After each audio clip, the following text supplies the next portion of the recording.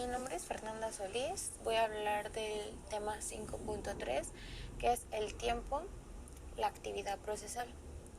Se divide en varios subtemas, como es 5.3.1, son los términos y plazos. 5.3.2, concepto de término y clasificación, cómputo de los términos. 5.3.3, la preclusión, prescripción y la caducidad de la instancia. Bien, el tiempo y el lugar en que han de verificarse los actos procesales. Las actuaciones judiciales se practicarán en días y horas hábiles, como nos lo dice el artículo 64 del Código de Procedimientos Civiles para el Distrito Federal. Las actuaciones judiciales se practicarán en días y horas hábiles.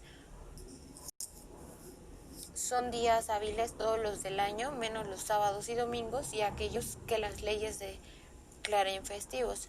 Se entienden horas hábiles las que medían desde las 7 hasta las 19 horas. En los juicios sobre alimentos, impedimentos de matrimonio, servidumbres legales, interdictos procesorios, diferencias domésticas, pérdida de la patria potestad, adopción y los demás que determinen las leyes. No hay días ni horas inhábiles. En los demás casos el juez puede habilitar los días y horas hábiles para actuar o para que se practiquen diligencias cuando hubiere causa urgente que lo exija, expresando cuál sea esta y las diligencias que hayan de practicarse.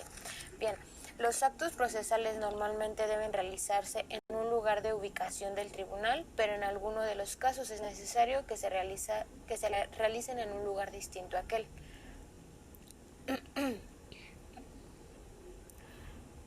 Como habíamos dicho, este se rige por el principio locus lex regit actum. Cuando un acto procesal debe efectuarse fuera del lugar en que radique el negocio, deberá encomendarse por el exhorto o despacho precisamente al juez del lugar en que ha de practicarse. También puede un tribunal, aunque una diligencia deba practicarse dentro de su propia jurisdicción, encomendarla a un juez inferior del mismo partido si por razón de la distancia fuera más obvio que ésta la practique. Las salas del Supremo Tribunal de Justicia pueden, en todo caso, encomendar la práctica de diligencias a cualquier juzgado del Estado. Los exhortos y despachos que manden dirigir las autoridades judiciales del Estado se expedirán en el día siguiente a aquel en que cause Estado el acuerdo que los prevenga, a menos de determinación judicial en contrario, sin que en ningún caso el término fijado pueda exceder de 10 días.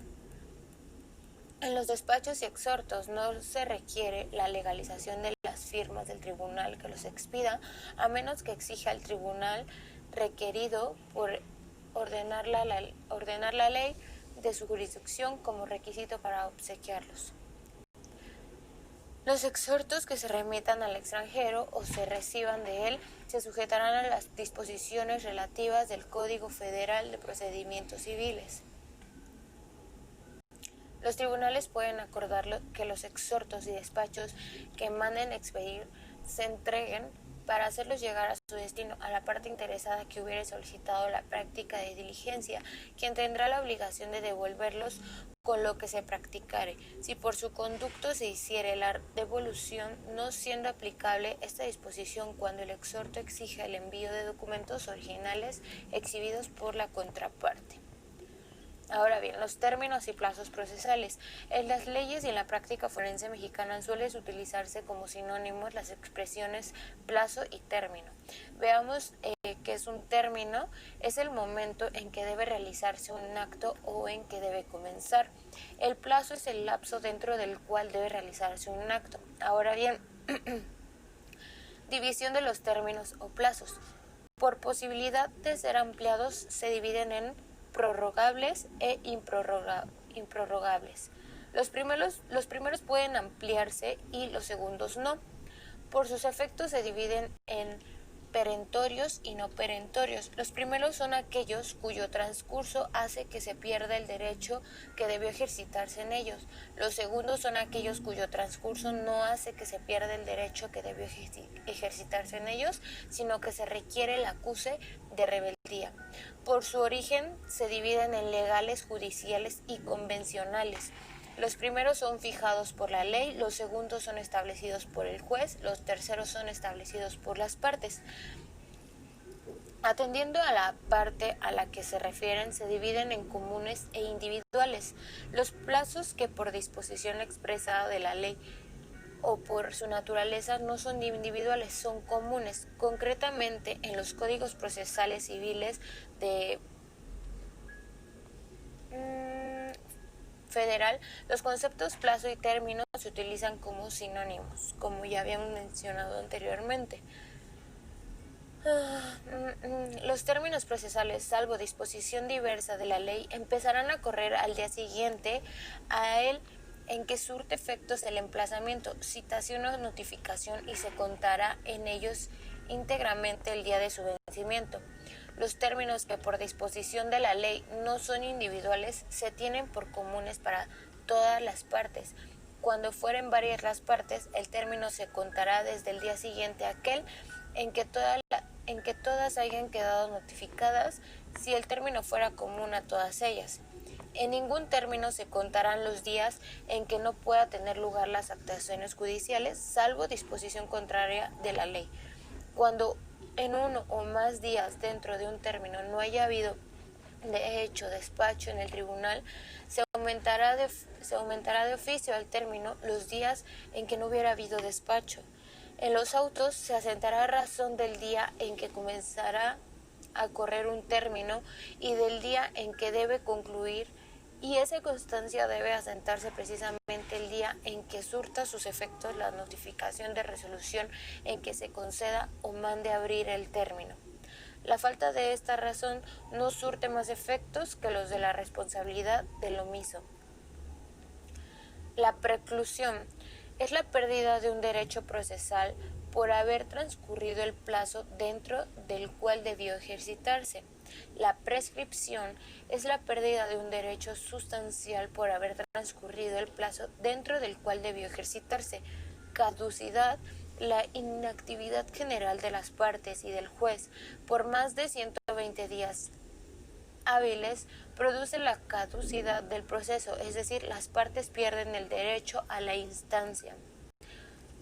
La preclusión es la pérdida de un derecho procesal en concreto. La caducidad es la pérdida del derecho al proceso en general.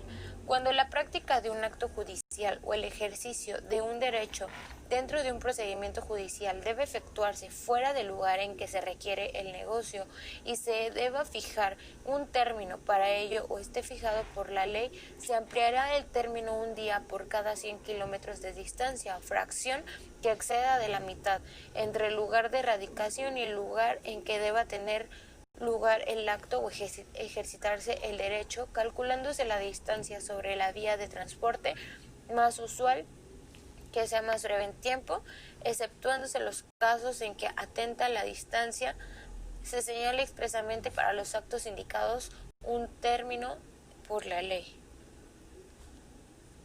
Los términos judiciales no pueden suspenderse ni abrirse después de concluidos, pero pueden darse por terminados, por acuerdo de las partes, cuando estén establecidos en su favor. Para fijar la duración de los términos, los meses se regulan por el número de días que le corresponda y los días en que entenderán de 24 horas naturales contados de las 24 a las 24.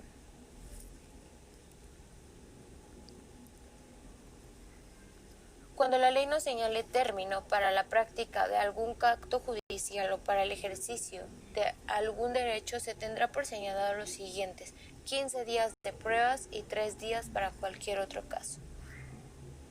Y bueno, por esta parte pues ya sería todo. Gracias por ver el video.